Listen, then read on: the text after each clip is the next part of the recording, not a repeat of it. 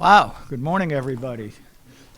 God, we have a we have a sellout crowd this morning, which I think is a tribute to the importance of the U.S.-EU relationship, both in energy and overall, and also to welcome Ditte Juul-Jørgensen on her first trip to not her first trip to the United States by any means, but first trip to the United States as the Director General of the Energy Directorate. We will get, by the way, some more chairs in for those who may end up standing as more people more people come in. But this is a tremendous audience for this very important event. Most of you know me. I'm Dick Morningstar. I'm the founding chairman of the Global Energy Center. And before really getting underway, I'm going to take care of a few administrative tasks because too often I forget them. I want to thank our crack staff, which too often I forget to mention at these things. So, I'm making amends when I do that. But I want to thank Emily Burlinghouse, and she can't hear me because she's out there working in the hall out there. Hannah DeWicki, of course, Olga Kakova, who works with me on our Europe programs. And also, I want to thank especially Irina Markina from the EU delegation, who we work very closely with, including on our project that I'll mention in a minute, and your help in getting this all put together. I also want to recognize Andras Shimony, who is my co-investigator on our Europe project, which I'll talk briefly about. And I also want to introduce, we have with us 26 lieutenant colonels and above from the National Defense University, and Paul Sullivan, their teacher. If you'd all stand up. So.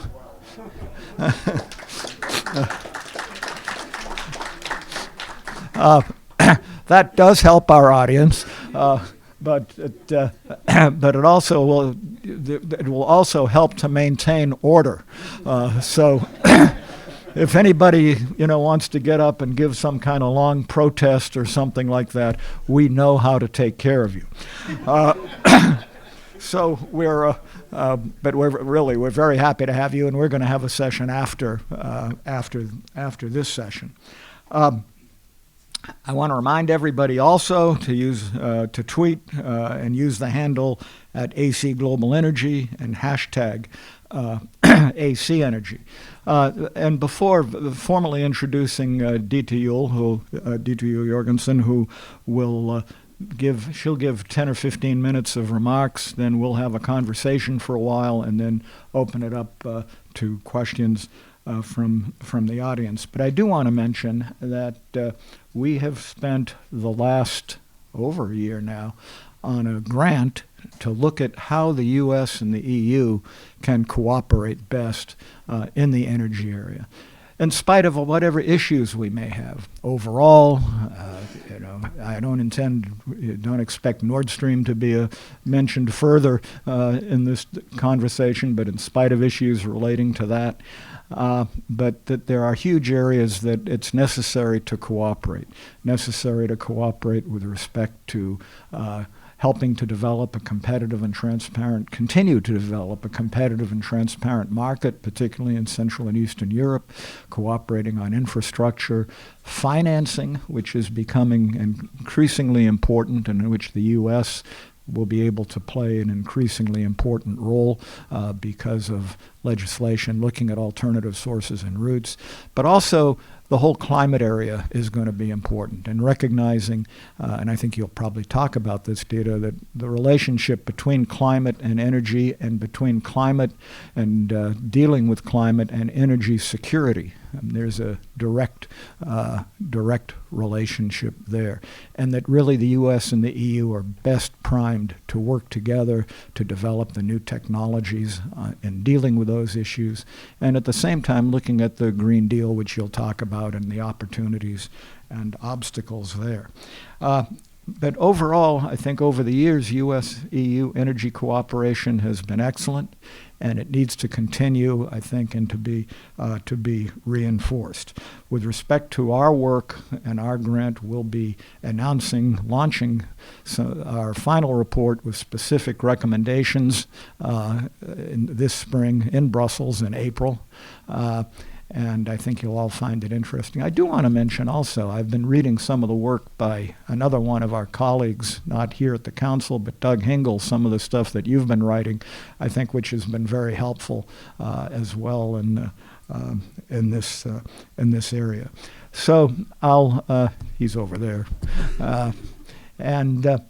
So I think we should go ahead. I don't have anything more to say other than to introduce Ditte Juul-Jørgensen, who is now the Director General, and you've been there since the fall, I guess, and formerly had been the Chef de Cabinet. That's European for Chief of Staff, for those of you who don't speak French, for now Vice President Vestager, and has had a long career at the Commission, particularly in the trade area, and I think is particularly well suited to be dealing with the issues that we're working with, and we already here, I think, have a very great relationship with Ditte and with the Directorate. So I will turn it over to you, and then we'll have our conversation afterwards. Olga, I didn't forget anything, did I? No. Okay. Thank you very much, Ambassador. Thank you.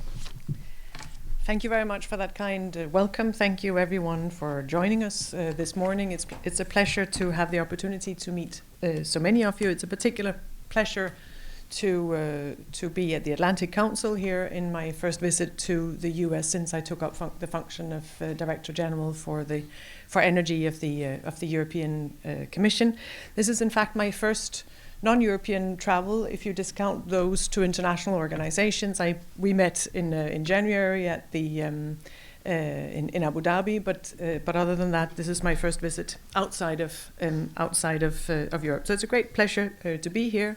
I'm very grateful for the invitation. I'm also grateful for all the work you have done, Ambassador, for the transatlantic relations, and for the particular in helping to establish the EU-US Energy Council, which has been a driving mechanism for the strong transatlantic cooperation on energy policy issues for the last 10 years, and which we hope will remain as such. It's also a good time to be here because we've got a new commission in Brussels and we've adopted a Green Deal, and I thought it would be a good opportunity to outline some of the main elements of that and how we see our current policy framework supporting the transatlantic relations and being yet another element that we can work together on for joint results, also in a global context. There's a new energy commissioner. Some of you may have met the Spanish man who was there the last 5 years. We now have an Estonian woman, Kadri Simpson, as energy commissioner. She met Energy Secretary Dan Brouillette just last week in the margins of the Munich Security Conference. And so there's a very good dialogue ongoing, also at the political level. As part of the new Commission work programme, Green Deal is an absolutely central element together with digital. Our new President, Ursula von der Leyen, announced already in her political guidelines last summer the objective of making Europe climate neutral in 2050, and the Green Deal sets the framework of how to get there. What I do want to underline in the Green Deal is it is not just a climate strategy, it is also very much a growth strategy. It is a way of building on European strength, on European innovation, working with partners across the world to make the changes, make the transitions that are necessary, including in an energy context. It is also very much a strategy that builds on our energy security of supply, that builds on competitiveness, and that builds on the need for affordable energy for all of Europe, both citizens, but also industrial users, of course. And I will come back to these different aspects, the growth aspect, the competitiveness aspects, the security aspects, in the points I would like to make. The Green Deal reaches across all of our economy and all of our policy areas in trying to align or to draw in all our policy areas and policy instruments to help contribute to the changes that we need to make happen.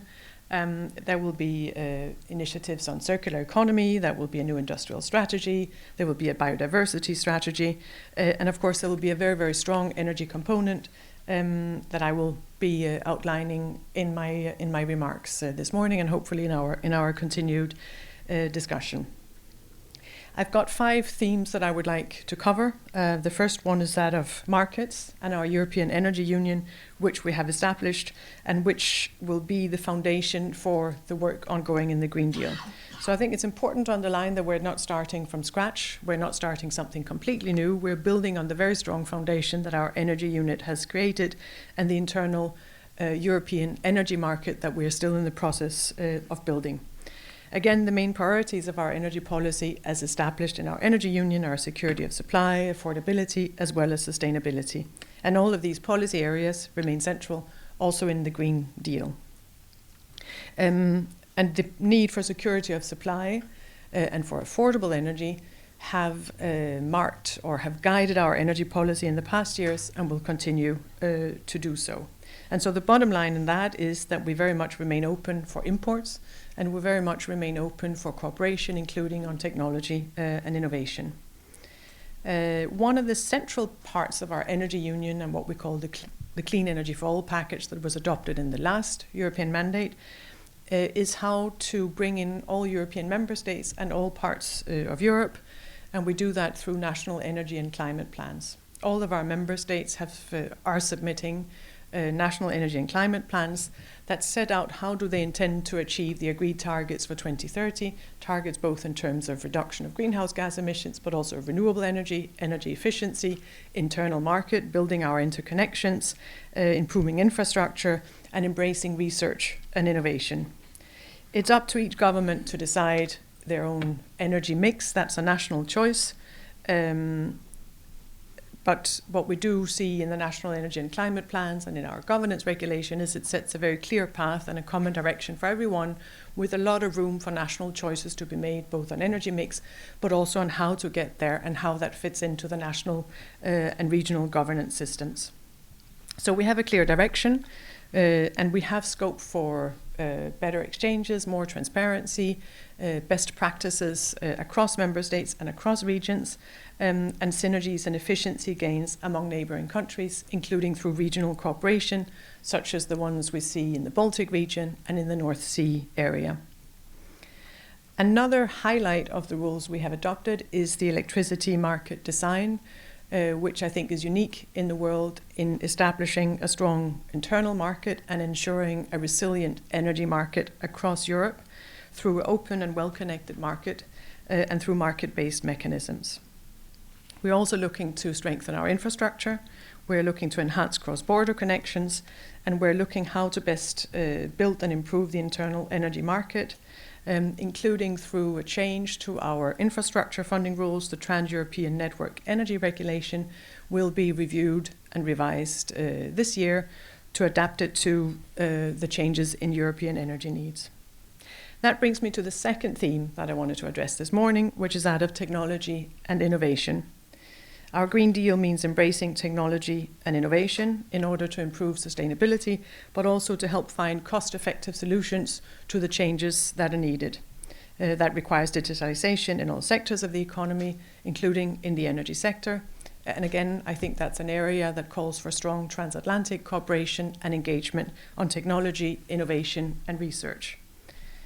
Some of the examples we use and see in the energy sector are smart meters in the home, where we can do more and where we bring direct benefits to consumers and citizens, but also to industrial users, improving both the cost effectiveness, the affordability, but also the security and improving the quality of life. Innovation, of course, goes beyond digitization. We see a need to take up new ideas, the spread of best practice, as I mentioned, and having safeguards, and avoiding new regulatory burdens where they do not help create innovation and technology and market uptake. One of the key elements, also from a technological viewpoint, is energy efficiency. We have a principle of energy efficiency first, essentially because the energy we don't use is both the cleanest and the cheapest. So we need to do more there, including through renovation of the European building mass, but also through energy efficient technologies in the many household and industrial products that we use. Storage is another area where we need to develop better and new technologies. We've got a strong battery alliance within Europe. There's a lot happening on this side of the Atlantic as well, but we need to take that further, and we'll adopt a strategic action plan on batteries later this year. Another technological aspect that I think is important to underline is that of carbon capture and storage, where we have some interesting projects in Europe. There's one in Rotterdam. There's a further one in our neighbouring country, Norway, which is very well advanced. But I think it's fair to say that across Europe, we're not as advanced as we would like to be in carbon capture and storage. And so again, an area where there's scope for good cooperation and exchange of knowledge across the Atlantic. The same can be said for hydrogen, where we all talk a lot about the scope and the need for hydrogen, both as an energy storage and energy transport in the future, but where we can do a lot more and again work closely together across the Atlantic, both with innovators and industry, to look at how to best drive this process forward. And then as a last common project in technology that I want to mention is of course the ITER project, our fusion projects to build the world's first tokamak. It is a fascinating project. It's a very forward-looking project, and it's also a project that involves all major players in the world, the US, the EU, Russia, China, Japan, and others. So it's very good to be able to work together with you on this, and I'm glad to note that we are now more than 2/3 of the way towards the first plasma that is scheduled within the next decade. So we in Europe remain fully committed to research. We hope to be able to increase our research funding through our Horizon Europe over the next 7 years. And what we are doing as part of that is to make sure that there's at least 35% of funding spent on energy and climate related projects. The third point I want to mention is that of sustainable finance, because when we need technology and innovation, and when we need diffusion, when we need to make our technologies and our new ideas marketable, we also need sustainable finance to go into that development. So we are we've made plans for a Green Deal investment plan, but also a just transition mechanism and other financial instruments to help increase both private investments and public investments into the energy and climate sector and into the transformation of the energy sector that is needed. We will be making available significant parts of the European budget. Member states will also be spending nationally, but it's clear that public money cannot alone drive this process. So what we work to do is to make leverage of public funding to bring in more private funding, private investments, to build larger infrastructure projects such as clean energy grids and low carbon transport system, but also to help reskill workers that are working in coal-related sectors and coal regions and make the transition in those regions as just and fair as possible and include all citizens to allow them to benefit from the changes that are taking place. When we look at the private sector, it's clear that also some of the large infrastructure projects will require significant private funding, from large-scale wind farms or solar parks, but also smaller-scale projects such as home insulation and home renovation or building renovation. We will be drawing on the Green Deal investment plan that has been announced to put sustainability at the center of what we do, but also to help create new opportunities for investors, not just because it's green or good for the climate, but also because it makes economic sense. And the messaging we get from the market, from large investors, is that there's a great interest in these investments and to shifting portfolios to higher shares of sustainable investment as part of their overall work. And so this coordinated and efficient use of public funding and the leverage it provides for private funding should give us real financing clout for the changes that are necessary over the coming years. We believe that we can generate as much as €1 trillion to fund these sustainable projects across the EU and to help bring the transformation and the innovation for clean technology that is necessary. This, of course, has to go together with the right policy mix, with the right regulation to help steer investments into those more innovative and future-looking innovations that are needed or changes that are needed. The fourth theme I wanted to point to is that of sector integration. We are working to improve the resilience of our energy system and has been doing it through our work on the Energy Union over the past 5 years. But we're also looking at what more do we need to do, and sector integration is one of the aspects where we need to step up our efforts, both through improved infrastructure, through a diversification of the sources of energy, both in geographic terms and in the type of the source, but also in the means of transport. And the source, as I said, in terms of LNG, in addition to gas pipelines. And I know many of you here have been working on building LNG and strengthen that sector, and we're very grateful for that. That has helped diversify the European energy sector and European gas imports, reducing our reliance on any individual supplier. The smart sector integration should help diversify energy even further, linking in different sectors, making energy market more competitive, integrate and flexible. That requires quite significant transformations in the energy sector, including integrating electricity with transport, heating, cooling and gas, to integrate industries, agriculture, grid interconnections, but also more digitalization, as I've mentioned already. It's clear that some of these changes will make us more secure, more independent through a diversification, but it also does create new vulnerabilities and new risks that we need to look at and be prepared for to be resilient. We have our risk preparedness regulation, which helps each country identify potential risks to the security of energy supply and to make plans for how to address these potential risks. Another area of vulnerability that we need to factor into our policy making and into our transatlantic cooperation is that of the supply of critical raw materials to increase production of, for example, wind turbines, batteries, photovoltaic panels. We're working on a new European industrial strategy that would also be looking to this area. And again, I believe it is an area where there's an interest in a good and close transatlantic cooperation. Similarly, we are needing new rules on cybersecurity, and we need to step up our efforts at cybersecurity, including in relation to the increased electrification of our energy system and our economy. We are preparing a network code, getting into some of the more technical and detailed aspects, but a network code to improve cybersecurity in the European electricity sector, and we will propose measures to do that, including in relation to critical infrastructure. That brings me to my fifth and final theme, which is the decarbonization process itself of the European energy system. As I said, the key objective or the key driver in the Green Deal is to make Europe climate neutral in 2050, and to do that in a way that ensures our energy security, that is affordable, supports our competitiveness, and is cost effective. And this is a process that will happen in a number of stages over the next 30 years, starting with plans for the next 10 years of how to reduce emissions and how to bring more clean, renewable energy through cost-effective measures that support our security. One of the big questions in that context, and one point of discussion, including across the Atlantic, is the role of gas in the transition that we are embarking upon.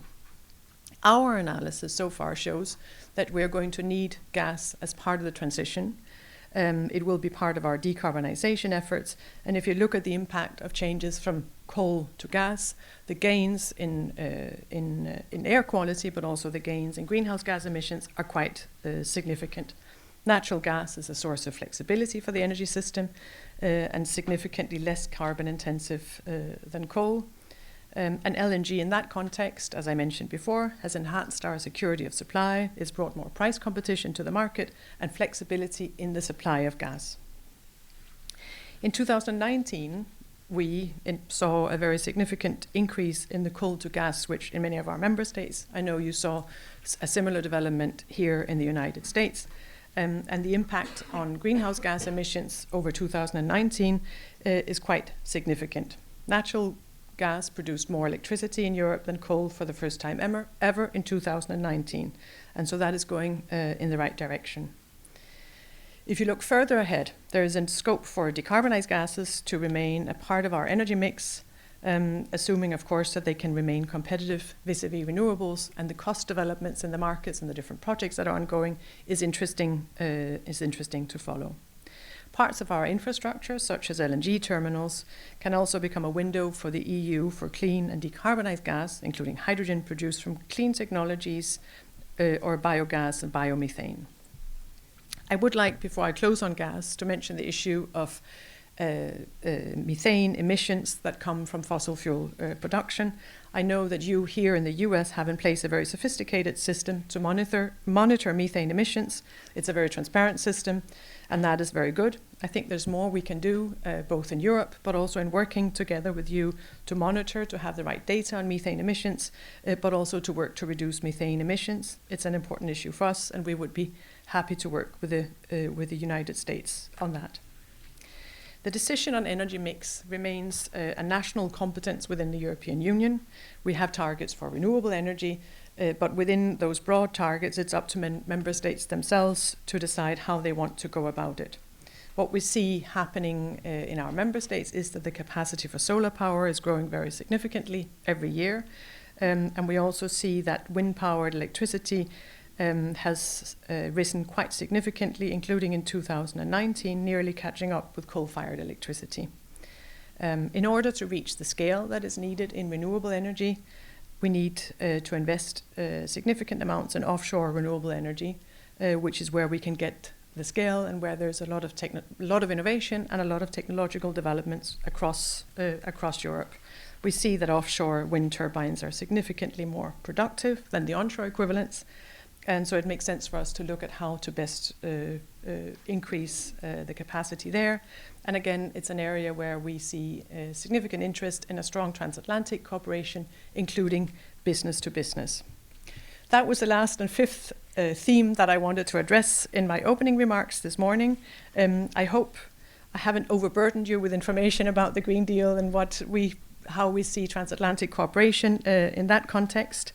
We see the Green Deal, as I said, as an evolution of our position, building on the very strong achievements over the past 5 years of the Energy Union, but accelerating how we make the changes and how we strengthen our energy system to reach our longer-term ambition, both of climate neutrality by 2050, but also of energy security, continued diversification, cost effectiveness, and competitiveness. We see the transatlantic relation and cooperation between the European Union and the United States as central to achieving our objectives. And I look forward to discussing that with you, Ambassador, and to hearing your questions and comments on this. Thank you very much.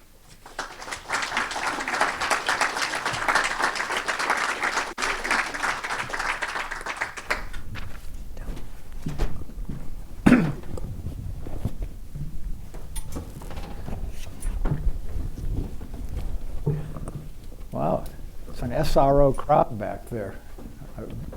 Maybe all the chairs have been brought in that could be at this point. I don't know. But thank you very much, Ditte, for that great presentation that really covered the great majority of the issues, and I think you brought up a lot of the areas for transatlantic cooperation that are possible.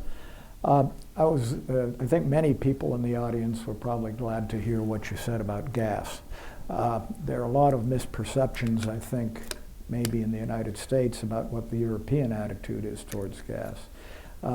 You also, if you said that you were able, having come over from Brussels yesterday, to stay up for part of that debate last night, but you probably heard at the beginning Bernie Sanders say that the fossil fuel companies were the enemy, and talked about banning all fracking in the United States and so on. How do you see the energy companies? Do you see them as the enemy? Do you see them as part of the solution as opposed to the problem? Is it possible to work with them? Do you think they understand the issues? I think in order to achieve the objectives we have set ourselves, both in terms of climate neutrality in 2050, but also in terms of the innovation and the technology that is needed to get there, we're going to need all actors, and that includes the industry, and it includes energy company. We can't get there without private investment. We can't get there without the innovation. That is, and that's where companies and industry need to contribute. What we see among energy companies is an increasing awareness of the changes that are necessary.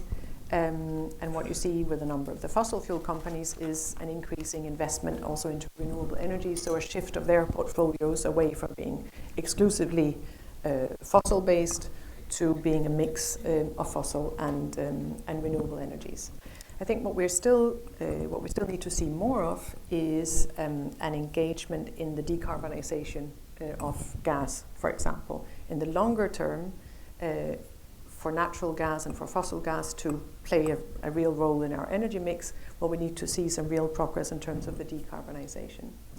Having said that, if you look at the European energy mix today, natural gas is around 30%, which is a high share in the mix. And so there is no way we can manage to cover our energy needs and manage to make the transition without relying on gas. The question is, how do we get from the share it has today and from the impact it has today to a decarbonized gases? And I think there, again, we need innovation and technology. We need investment into hydrogen and to power to X to see, well, how do we get there, and how do we decarbonize gases for blue hydrogen based on fossil gas. I think also with respect to gas, there may be a misperception in the United States. A lot of publicity about the European Investment Bank and EBRD not doing gas projects, and World Bank as well, and moving away from participating in gas projects. Is that accurate, or what is it that they're really saying? There are a couple of things to it. The first thing, I think, is when you look at the decisions taken as regards funding for gas projects, you need to first look at it in the context of what has happened over the last 10 years. So if you go back to 2009, we had the energy crisis during the winter, and if we had not been aware of it before, that certainly helped us understand that we needed to diversify our markets, we needed security of supply, and we needed more competitive sources of energy. That has given led to a very significant investment into, in particular, LNG facilities and terminals across Europe, but it's also led to further investment into pipelines and infrastructure such as the Southern Gas Corridor, which is a way to diversify our gas supply. So because you've seen that very significant investment over the last 10 years, and it's still ongoing, by the way, we've got a number of projects planned now, both further LNG terminals in Europe, including both in Southern Europe and in the Baltic region, in Southeast Europe and in the Baltic region, but also through the very significant infrastructure projects. It's clear that the need is lesser than it has been. We're not looking at very large infrastructure projects because we have built a lot of that. So I think when you look at the decision of the EIB to amend its lending policy and to focus on clean technology, it's also a reflection of realities of what are the energy needs and what are the infrastructure needs in Europe. What we're going to need a lot more of, and where we still need to invest more, is in electricity infrastructure and grids across Europe, because we will see an increased electrification of our energy sector, and we need to make sure we have the infrastructure and the security of grids, the smart grids, to help sustain that. Well, will the EIB, for example, be willing to invest in new gas projects if it can show an environmental benefit? Well, the EIB made it very clear in the change to its lending policy that they're still looking at projects that can help support the change indeed. One of the issues that we are discussing currently is, well, to what extent can we longer term use our infrastructure, to use our LNG terminals to support a change to hydrogen, for example, or other clean gases. So it's clear that some of the investments that we've undertaken and some of the investments that we will continue to undertake will be looking at that. We'll be looking at the transformation of the system for that infrastructure, for those pipelines, to also support cleaner technologies in future. You know, one of the areas that you did not mention, which is certainly a contentious area, is nuclear. And there was a study, I guess, released yesterday, Andras, that you pointed out. Whether it's accurate or not, I don't vouch for, but basically saying that Germany's shutting down of nuclear has cost something like, 12 billion euros or something like that. And there are some that argue that, obviously nuclear is carbon free. Some that argue that without nuclear we can never reach our goals. What is the attitude at the Commission about nuclear, and whether or not there is any role for nuclear as we look at the future? Well, as I mentioned in my opening remarks, the energy mix is a national choice of our member states' governance, and about half the European member states have nuclear as part of their energy mix. Some of them very significant share of nuclear in the energy mix, and others lesser. But about half of them have nuclear facilities, and that's their national choice. At European level, our role is not to direct those choices, but to make sure that the choices to have nuclear or not have the right regulatory framework to ensure safety and safeguards, and also to ensure security of supply and diversification of supply. So that's my role as a European Commission. That's where we come in. When it comes to the role of nuclear going forward and as part of the green transition, the calculations, the analysis we have carried out so far, and this is really the early stages of very complex modeling around the energy mix and the energy systems in the future, but the analysis we have carried out so far rests on the assumption that nuclear will remain more or less at the level that it is now. I think it's about 12% of our energy mix. And I think going forward what we see is that a lot of our member states will keep the nuclear facilities that they have in place. Other member states are looking to invest more in nuclear going forward.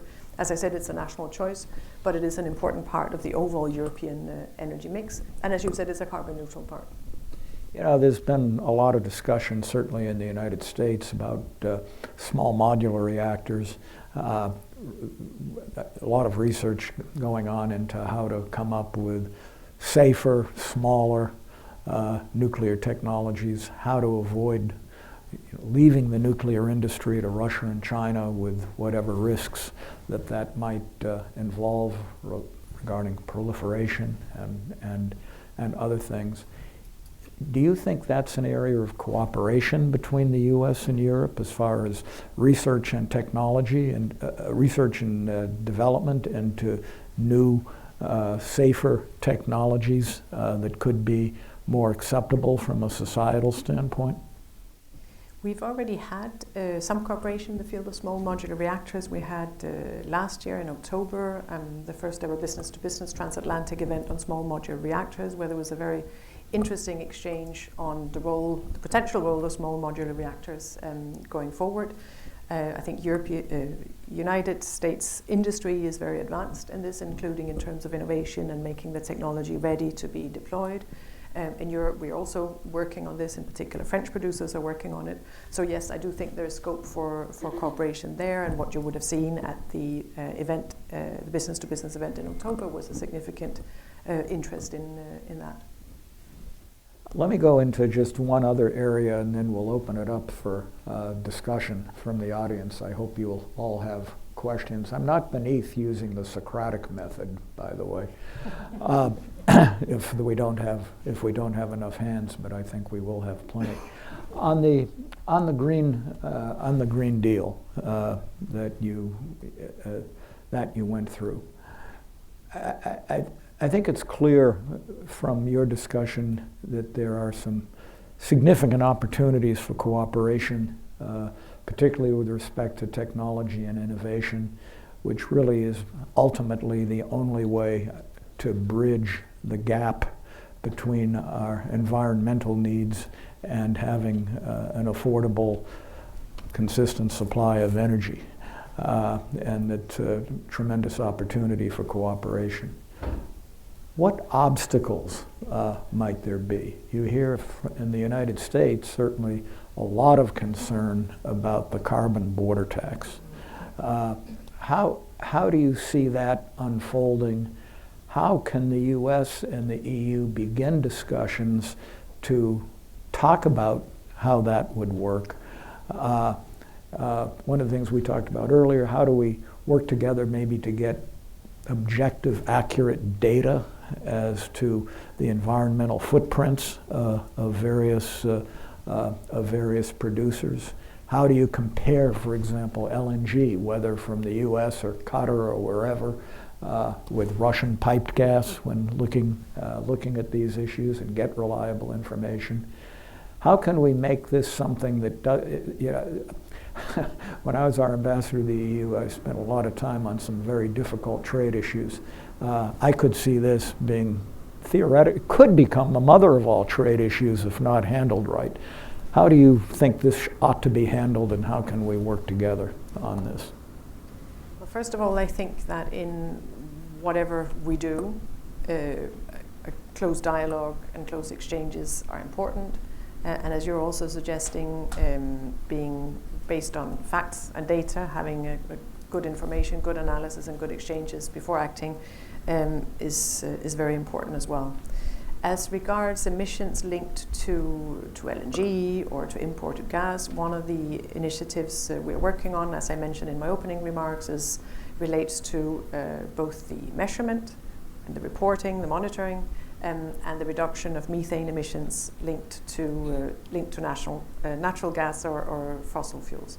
I know you're advanced here in terms of that measurement and reporting, and I think there's real scope for cooperation there, again, to make sure that our discussion and our policy development are fact-based and data-based. So that I would say is the starting point for anything we do. In terms of the role of technology and innovation in the change that we're undergoing, I think we agree on our side of the Atlantic that more investment into research and innovation, finding the right technologies and making sure that they can be deployed, that they can be used, is extremely important.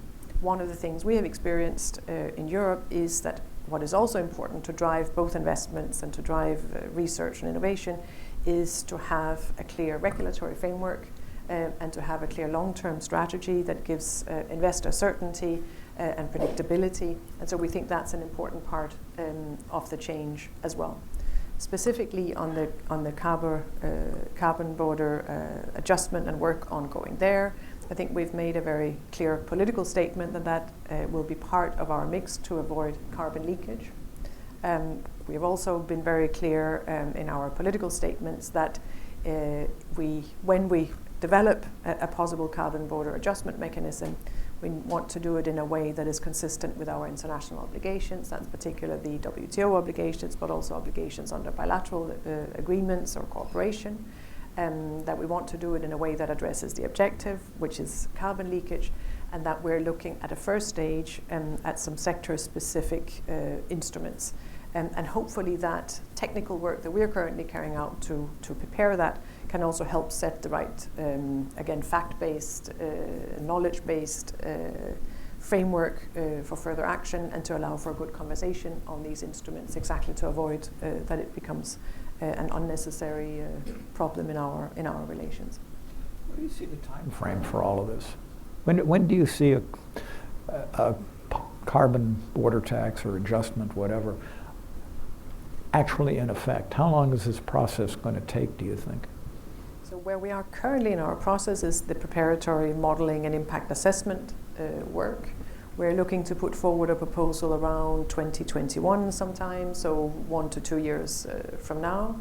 And then, of course, it would go into the normal legislative process. There will be significant policy discussion, and there will be significant exchanges with our trading partners. And the US is our biggest trading partner, and so I would expect a very significant engagement also on this side of the Atlantic to look at, well, what are our commonalities, what are the issues we can work on together in this context. What about companies? Can or should they be in contact with the Commission with respect to either their concerns or what in fact they're doing, or what kind of data they have that could be helpful, that kind of thing? Yes. I think what we already have at in this preparatory phase is, of course, we hear from companies, we engage from companies, hear about some of the solutions, hear about get more knowledge about the data and the facts. And of course, in the continued legislative process, there will be public consultations, there will be engagements with stakeholders, including companies. But the more we know from companies about what are the carbon emissions, how is it developing, what are the steps that are being taken to reduce emissions, what are the steps taken towards clean technologies, what can we do, the better informed we are for our policy development. Good. I think that covers a lot of the questions. I'm going to Just before turning it over to the audience, I already see some hands beginning to go up. I'm going to ask Andras, who is our co-investigator on our European Energy Project, if you have any comments or question for Ditte. Andras, I actually do. Thank you. Welcome, everybody. And I just want to say, so good to see you, and thank you for this down-to-earth, very pragmatic approach. It's a strong statement about the need for the U.S. and the EU to work together. Since we are running out of time, I have a question for you. It's really easy to find enemies. It's much more difficult to find solutions. And I want to thank you for being so clear about the industries being part of the solution, and that the private sector is not just part of the problem, but it's part of the solution. There is an issue I want you to touch upon, which is this dichotomy between the growing energy needs in the world and the social political pressure on the climate side. And I just, if we don't find a energy climate coalition that can work together to figure out how to tackle both and how to give a response to both, then we're going to be in trouble. And I just want your take, your very pragmatic take on, okay, what is your thinking? What is the EU's thinking about this? How to balance this? Thank you. Thank you, Andras. Indeed, the social political aspects of the energy transformation and the climate transition that we are embarking upon is one of the central elements, and it's a central element in the Green Deal, to make sure that there is a just transition, that everyone is included in the changes that take place, that as many as possible can benefit from the changes, and that any negative impact in specific regions, for example, can be mitigated and addressed. So one of the instruments we have for that is the just transition mechanism, where we look at how do we invest, how do we bring money and investment into the regions that are, for example, coal dependent. It could be Central and Eastern Europe and the Balkan region in particular will have to go through significant changes. A lot of that is already happening. You can see, for example, coal regions in Poland already investing significantly in battery technology and in e-mobility. And so a lot of that investment is already happening, but we are very aware of the need for European support for that as well, to help reskill labourers, to help families, to help regions, cities, to make the changes that are necessary, and as I said, to benefit from it, because at the core of it, the European Green Deal is a growth strategy. And that should hopefully be reflected in all parts of Europe. So we've got specific policy mechanisms to help support that. Another aspect of that I think is interesting, again, if you look at it in a transatlantic context, is that within Europe there's full agreement across the political spectrum for the need to take action against climate change, to take ambitious and decisive action, but of course also to do it in a socially balanced way. So if you look at the results of the European parliamentary elections in May last year, it was a very strong message to policymakers of the strong interest and the strong support for climate action.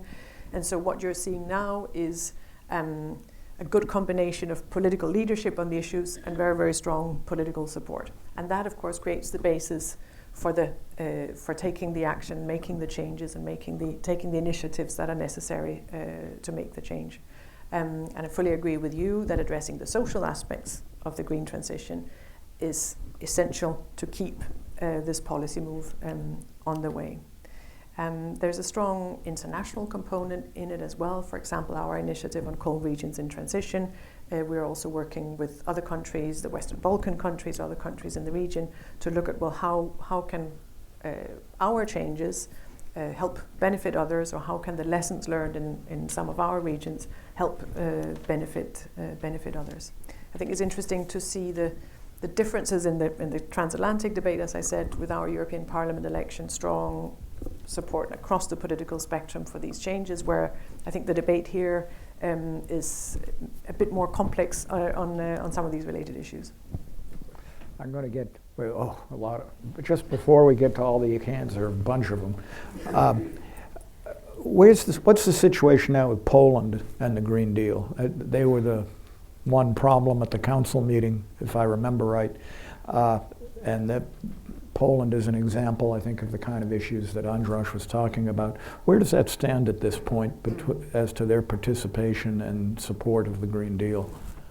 So, first of all, I wouldn't describe Poland as a problem. I think Poland has helped contribute Hopefully they're part of the solution. has helped contribute to a very important debate about how do we get there, and that's where the discussion is. So, at the European Council between all heads of state and government in December, there was support for the 2050 objective of climate neutrality, but where there's still some discussion and where Poland had questions is, well, how do we get there?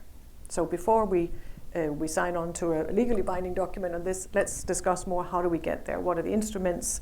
What are the support schemes that are needed? And especially what is needed in regions like Silesia, where there is significant coal production and coal dependency, and where the changes will, of course, require more support and more structural changes in society and more reskilling of workers. Okay, good. That explains it. Okay, I'm going to go first to the three hands that I saw initially, which is first the gentleman right behind Andras, and then I'm going to go to John and then Anders. We need a microphone here.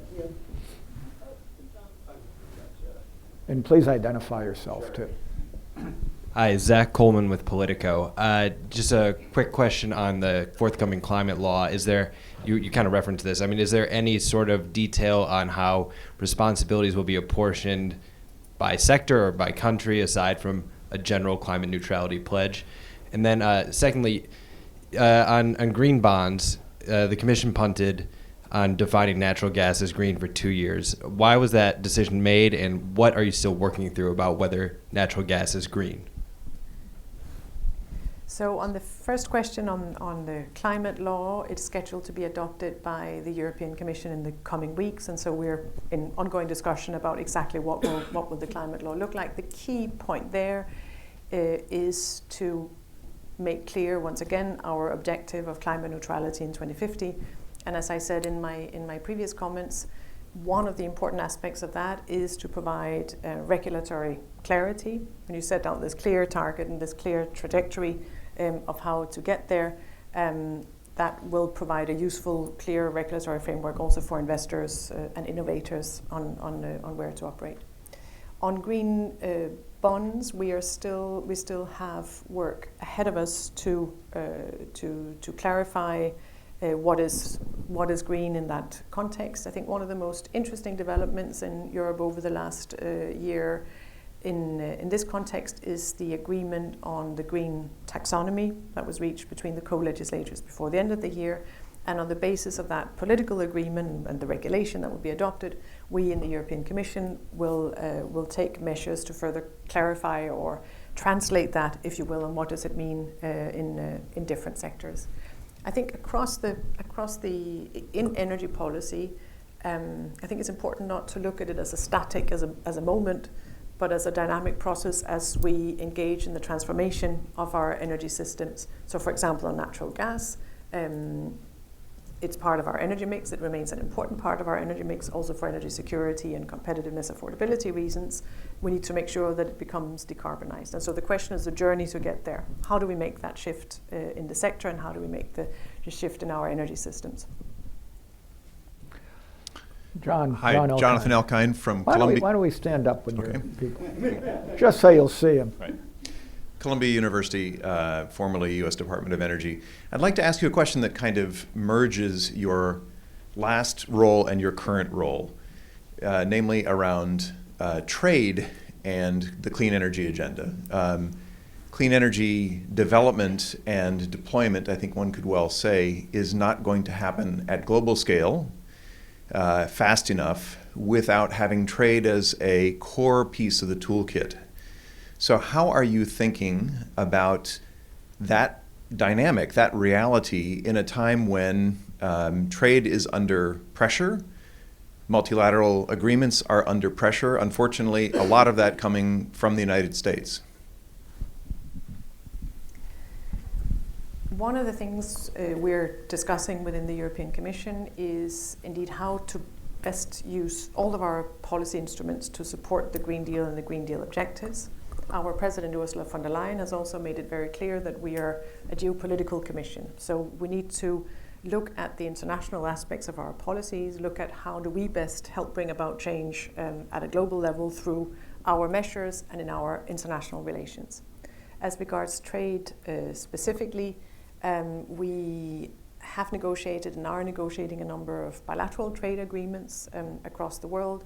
And what we try to do in those agreements is to build in sustainable development objectives, sustainable development commitments, and we will also be looking at, well, what does that mean in relation to climate change specifically and the energy transformation specifically. In parallel to that, a lot of work has been undertaken in the multilateral trading system, but as you're saying, it is a somewhat difficult process there at the moment. But if you remove all of the noise around it, what you actually see on the ground in Geneva in this case is several members putting forward interesting proposals and interesting ideas on how to integrate the energy and climate objectives into trade policy instruments. And so hopefully that can become a common point, a point of cooperation over the coming years, including between the EU and the United States. Let me follow up briefly on John's comment. There are obviously huge issues right now between the U.S. and EU, and the relationship is, not at its peak point overall, as we all know. I don't need to recount all the issues, whether it be Iran sanctions, whether it be Paris, trade disputes, and could go on and on. Do you think that we can continue to cooperate in a very strong way in the energy area without these overall issues spilling over and creating an atmosphere of, for lack of a better word, distrust or whatever, that will make it difficult for us to cooperate? Or can we keep this as a separate area, that whatever other issues that we have, that we can continue to work in this area? Well, first of all, I think we have a common responsibility to continue cooperation also in the energy field. I think we've got 10 years of history with the EU-US Energy Council that has brought very, very good results, and we need to build on that. I think we can do that, and we can do that in parallel to trying to solve some of the more difficult issues that are out there. But yes. Okay. It's just very funny. You talk about the EU-US Energy Council. Of course, in Washington, it's the US-EU Energy Council. And that's been the case for the last 10 years. I wonder if we could call it like the combine it some way to make it neutral, but it is funny how that always happens. And in fact, we wrestle with, given I guess that when we do our report that we are a U.S. think tank, it may end up being the U.S.-EU Energy Council and that, but I hope people won't be offended. We could put a little note, a little footnote in there. Okay, Anders Åslund. Anders Åslund, the Atlantic Council. I would like to ask you about Commission policy on Russian gas. A suitable problem that you have dealt with a lot in your previous position and will deal a lot with now. You emphasize rightly markets and diversification. Today, Russia delivers 37% of the gas to Europe. Is that too much? Is there a limit? Do you see that there should be a limit on how much gas Russia should deliver? In your previous position, you fought hard against the monopoly of Gazprom into certain East European countries. Has enough been achieved, or would you like to go further in that regard? And then third-party access to certain pipelines. Dick mentioned Nord Stream in his introduction, and we also have Opal, where the Commission has pursued a tough policy against the German line. It would be very interesting if you can elaborate on these points. Thank you. I wish that we were off the record for your for your answer to that question. We could say it's off the record enforced by our military that's back there. But, No, but I would say the same offer on the record, also on these issues. I think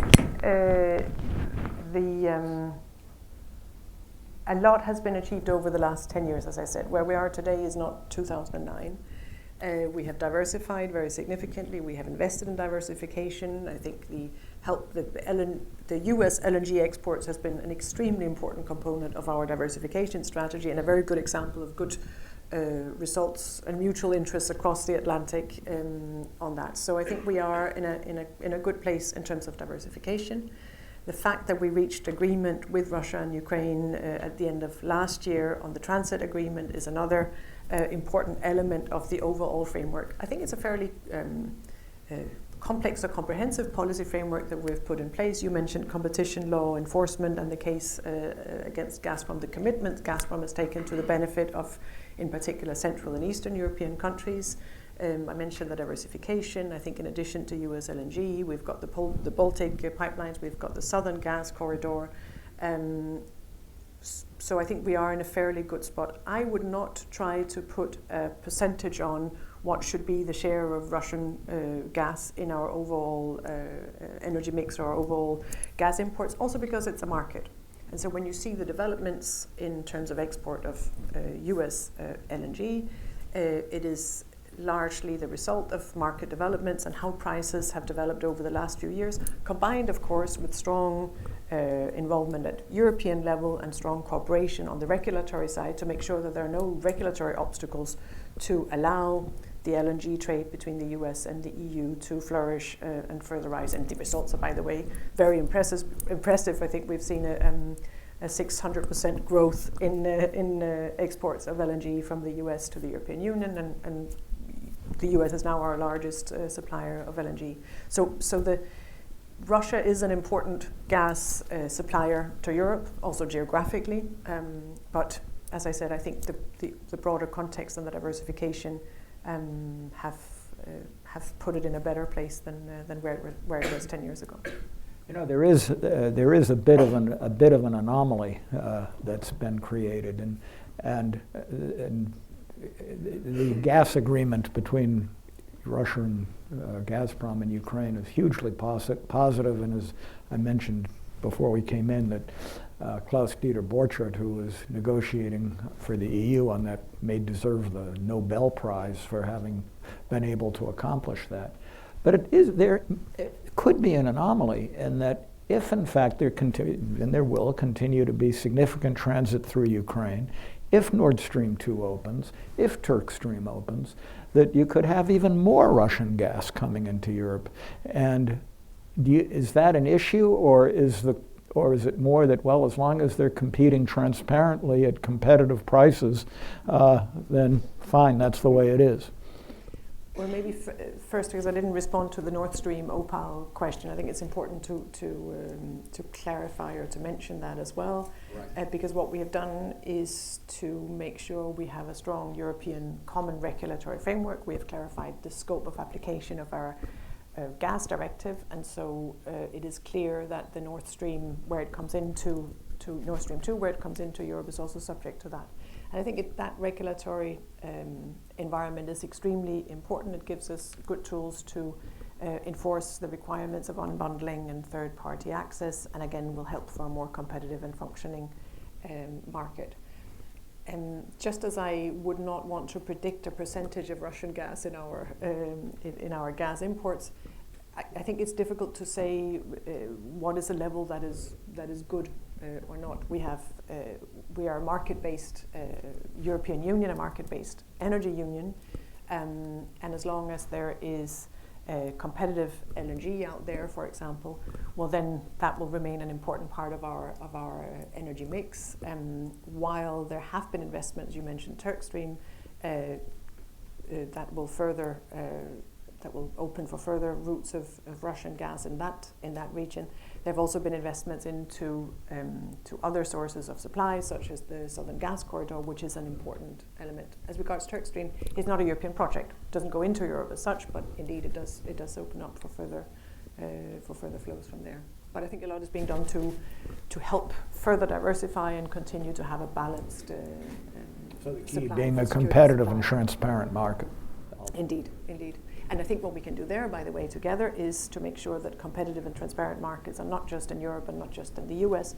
The more competitive and transparent market you see at global level, for example, Asian markets for LNG, the more capable will we be together to ensure security of supply and well-functioning markets. So a couple of hands over here, and then we'll move back across. Hopefully we'll get to most of the questions.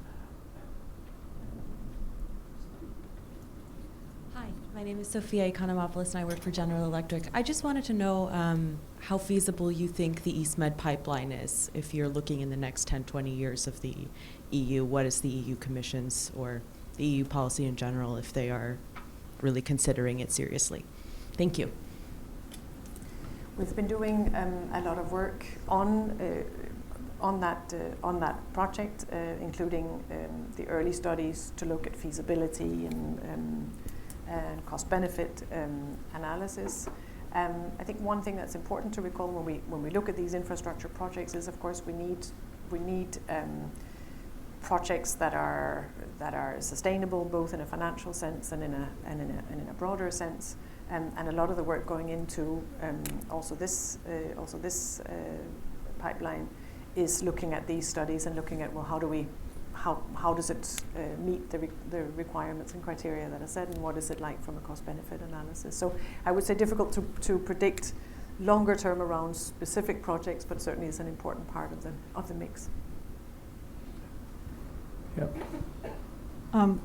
Noreen Kennedy with the United States Council for International Business. Thank you for your comments.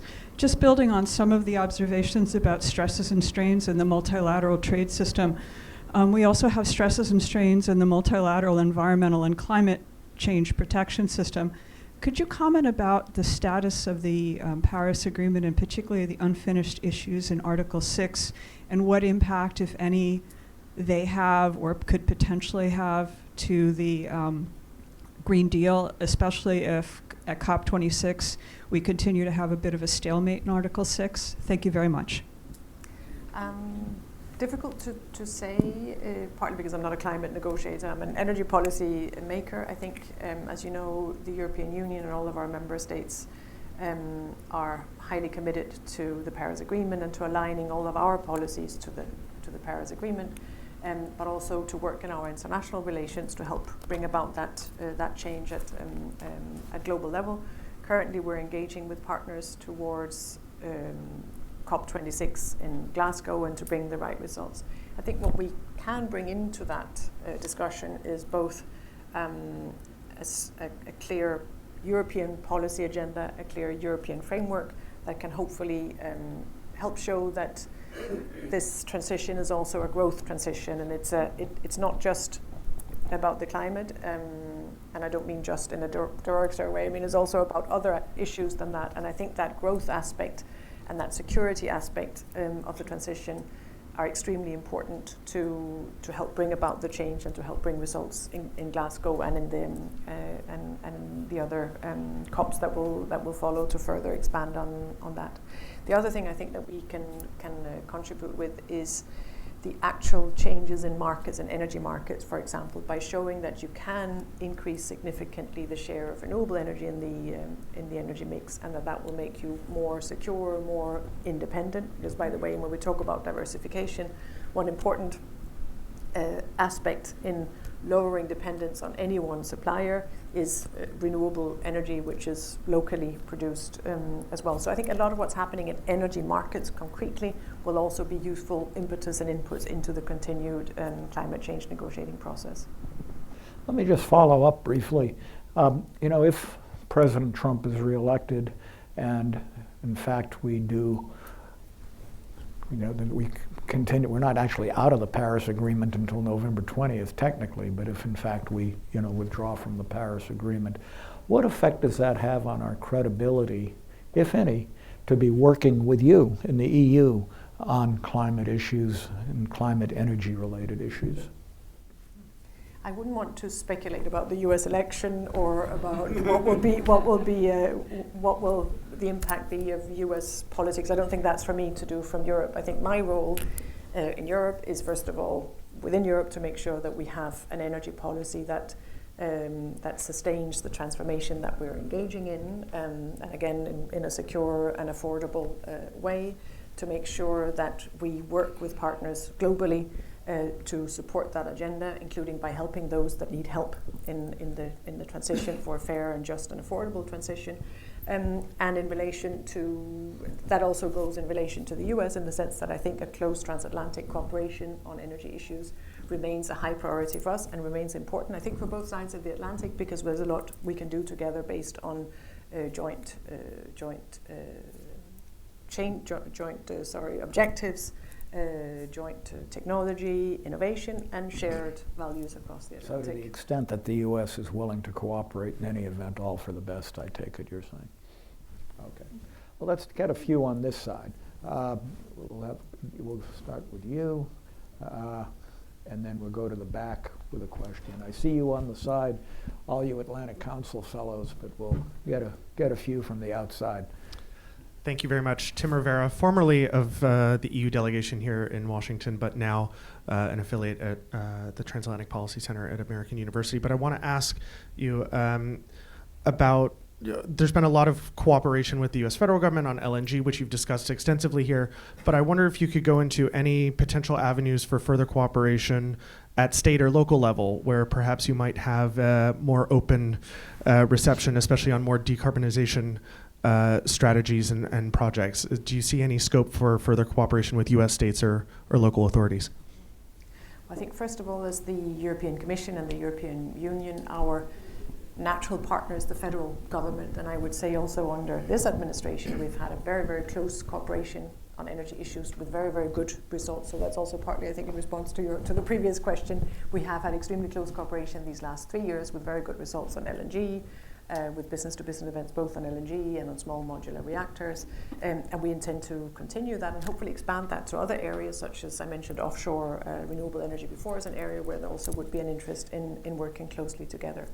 When it comes to state level, of course, what you see on the ground is cooperation between our industry, our business, and state level in the US, or between our member states and state level.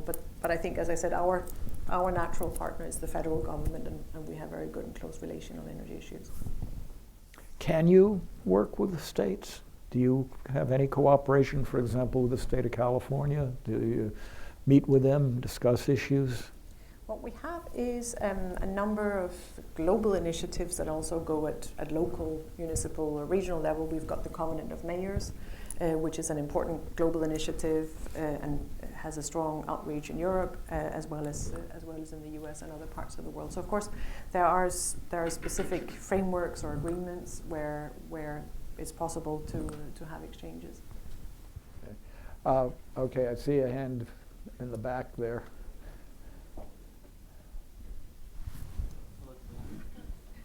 Thanks. Hi, my name is Rebecca Coombs. I'm a climate and energy consultant at Cadmus, working a lot on transatlantic issues. And my question actually builds directly off of the past two questions. You've talked a lot about areas for collaboration between the U.S. and the EU on the energy sector more broadly. But I'm wondering where, from your perspective, you see the greatest opportunities or levers. Where you see the greatest opportunity or levers for collaboration, specifically towards decarbonization, and which actors do you see as the most critical in really driving that change, whether it's private sector driven, or where do you see the role of public sector collaboration, alluding to some extent on what you were just highlighting at state-to-state level, or subnational collaboration, or even the nonprofit sector? Great, thanks. But I think a lot of the areas of collaboration that will be part of decarbonization and part of the transition, we already have collaboration. I mentioned methane emissions as one area where we are looking to take further initiative, and where I think we can work more closely with the United States. Renewable energy, including offshore, but also photovoltaic, I think is a further area. I mentioned hydrogen, so clean energy storage, a clean energy carrier, where there's a lot of work to be done at international level to help the definitions, help make sure we have the right regulatory frameworks, and help make sure that there are no obstacles to the further development there. Carbon capture and storage is another area where we're both working, but where I think we could work more closely together. And so I think there are a number of different aspects. I think what will be important is to have both a close cooperation, but also to have a cooperation that's fairly wide so that we cover the different aspects of energy policy and the different parts of the energy mix to see, well, how can we bring about the change that is in our shared interest to make in terms of energy transformation. Because I think what you see on the ground, both in Europe and in the United States, is a significant shift. You see higher shares of renewable energy, you see a decreasing share of coal on both sides of the Atlantic, and we see that gas remains an important part of our energy mix, and how do we then deal with gas in a way that helps the shift towards decarbonization, first from coal to gas, and then towards decarbonized gas or clean gases. So I see a lot of scope there. In terms of what actors are the relevant ones, everyone, I would say. Sorry, that's a somewhat mushy reply, but in the sense that we need the private sector, we need public sector. We see a lot of local engagement among younger people, among civil society, NGOs. So I think we need all stakeholders to be on board and to engage, also to make sure that we make best use of the local knowledge that is there and the local experience. In my job, some of the most interesting meetings I've had since I started in autumn are meetings with mayors, with municipalities who tell about specific projects they have been carrying out at local level. And I think there's a lot to learn from what happens there, and it has the advantage of being close to citizens and being part of a locally driven change. Okay, I'm going to turn now to our two fellows. Maybe if both of you could briefly ask your questions, and then we can answer both of them at the same time. Thank you. Katerina Soku, a non-resident fellow here with the Future Europe Initiative. I wanted to ask you about the 3 Cs initiative. Secretary Pompeo made a $1 billion commitment from the US on it. And I'm wondering how you see it at the Commission. Do you see it as complementary to your strategy of cross-border connections, or how can you work with it? Okay, Branko.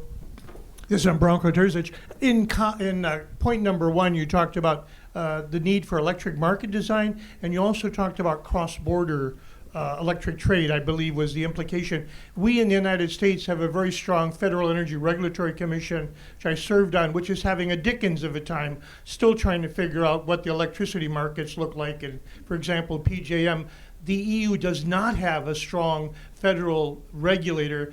Does it need one, or can it really operate without one? You know, and one point on the electricity, when you look at who is producing dirty energy, when a country, an EU country, buys electricity from a third country, which is in that the electricity is produced in a dirty way, is there possibly going to be a border tax with respect to that electricity that comes in comes into the country? And maybe you can answer what they're saying as well.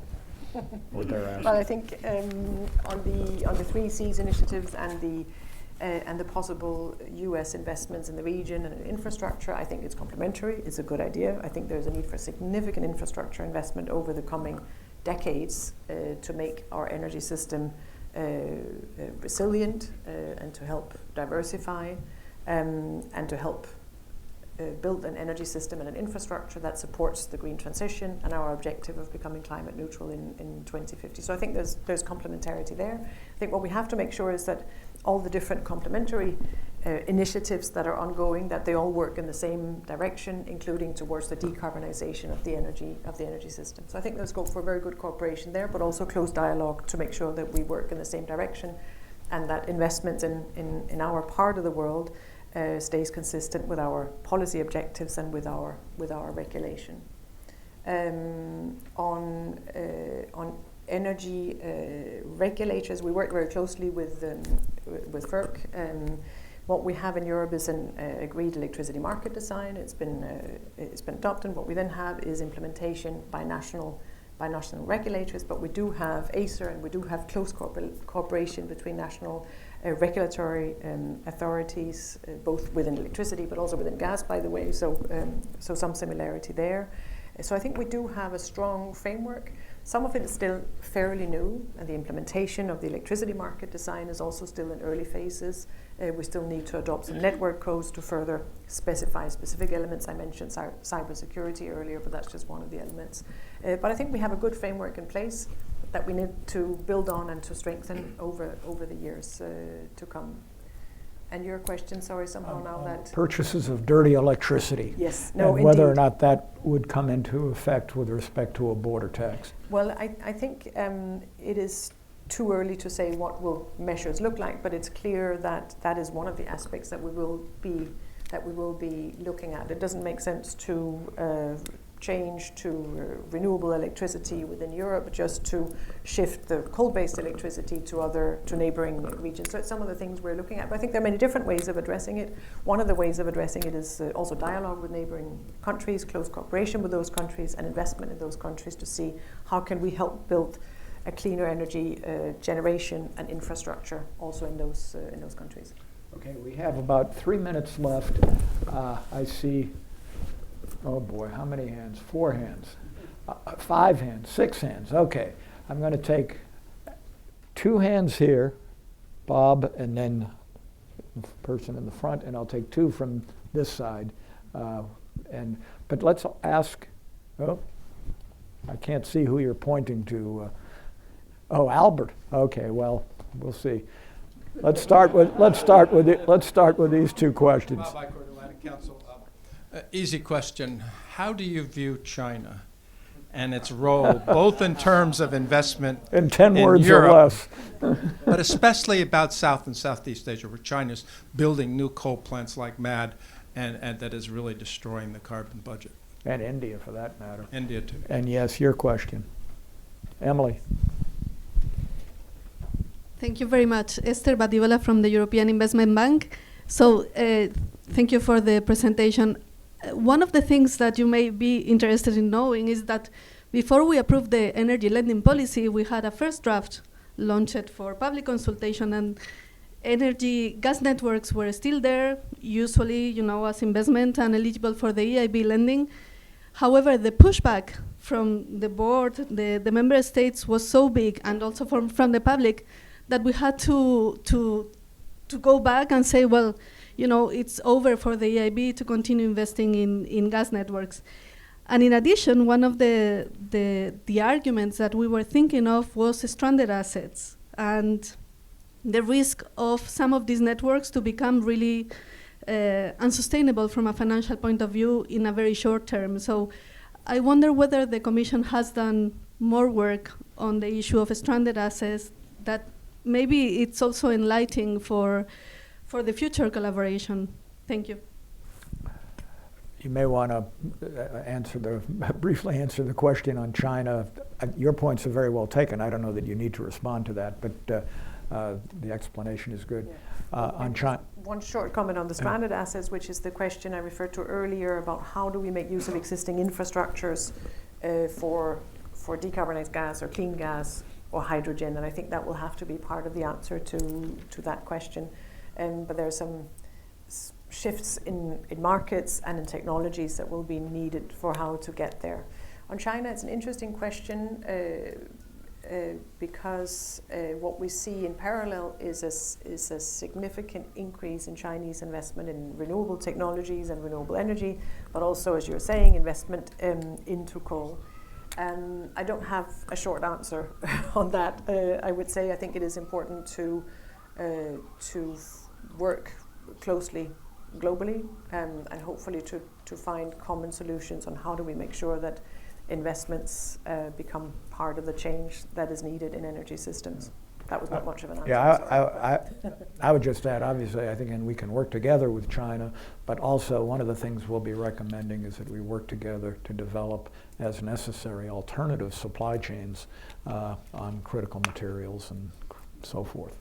Okay, let's take 2 more questions. I see 2 back there. Actually, I'll do a third. I would like to ask Albert to ask his question as well. And then so we'll have 3 questions, brief questions, and 3 answers, and then we'll call it a day. And we'll take a shot. Thank you for your comments today. Expanding on the China question, what are the chances or possibilities that some of your member states may be going to China and the Chinese Asian Development Bank for financing of their projects, given that it was an astounding number, $1 trillion investment plan for your infrastructure development? Thank you. Okay, Albert, we'll get. We've heard of methane emissions. Oh, he's from Tellurian. Tellurian Energy. So we've heard methane emissions several times, but there are two kinds of methane emissions. There's the leakages and the inefficient drilling, which is one thing, but probably does not exceed what comes from bovine emissions or whatever. But you also have venting and flaring. And somebody here mentioned the relationship with the individual states and local authorities. In order to reduce venting and flaring, which are truly damaging to the environment, would the Commission not be advised to deal with the local authorities who do have some, measure of governance over this? Thank you. Okay, I have been informed by your taskmaster that time is up. So why don't you answer those two questions, and then we will call it a day. Thank you. First of all, as regards inward investments into European infrastructure projects, anything will have to be, any investment will, of course, as I said, have to be compliant with our overall policy framework, but also our legal and regulatory framework. And so investments are always welcome, but we have to make sure that they respect our rules and our policy objectives. And that's another reason that the national energy and climate plans and the trajectory that member states set out for themselves are important also in helping to direct or clarify the framework for investors, whether they're European or from elsewhere. On methane emissions, what I'm talking about is energy-related methane emissions and leakages linked to fossil fuels, so I'm not talking about cows here. The first step for us is to make sure that we have our house in order. So to make sure that we have the right data, that we have the right reporting requirements, that we contribute to international initiatives and international work on methane leaks linked to energy production. And what that will then mean in terms of drawing on experience here at different government levels, well, that we'll see when we get there. Okay, well, thank you. This has been, I think, a fantastic presentation and discussion, great questions from the audience. I'm sure we could have, if we had the time, we could have spent another couple of hours. But thank you very much for all of your comments and how, incisive, objective, pragmatic they've been. We look forward to continuing to work with you. So let's give a good round of applause to Ditte Juul-Jørgensen.